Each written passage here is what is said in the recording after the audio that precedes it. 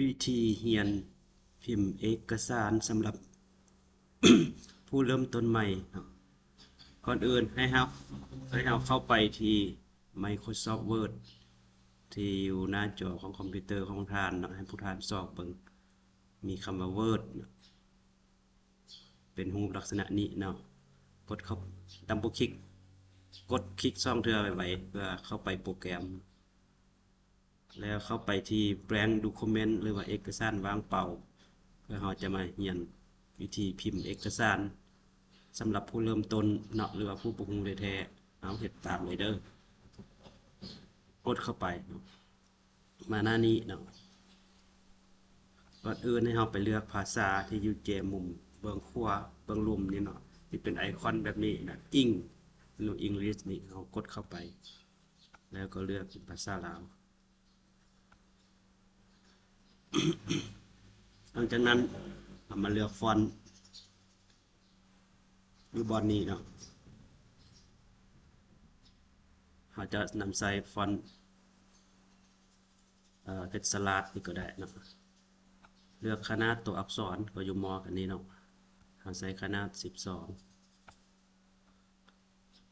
แล้วเราก็มาพิมพ์เขียนพิมพ์เลยเนาะ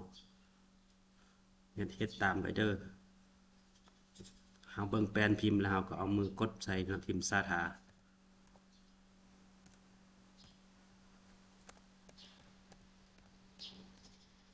แล้วก็อย่าวางเป็นแปลนยาวๆเนาะ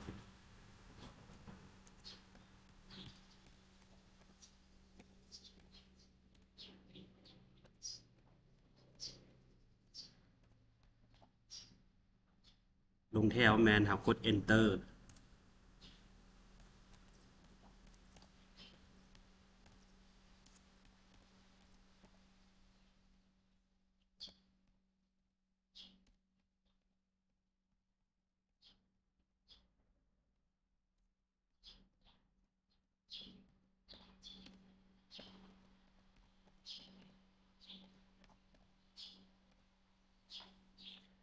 หลังจากนั้นเนาะ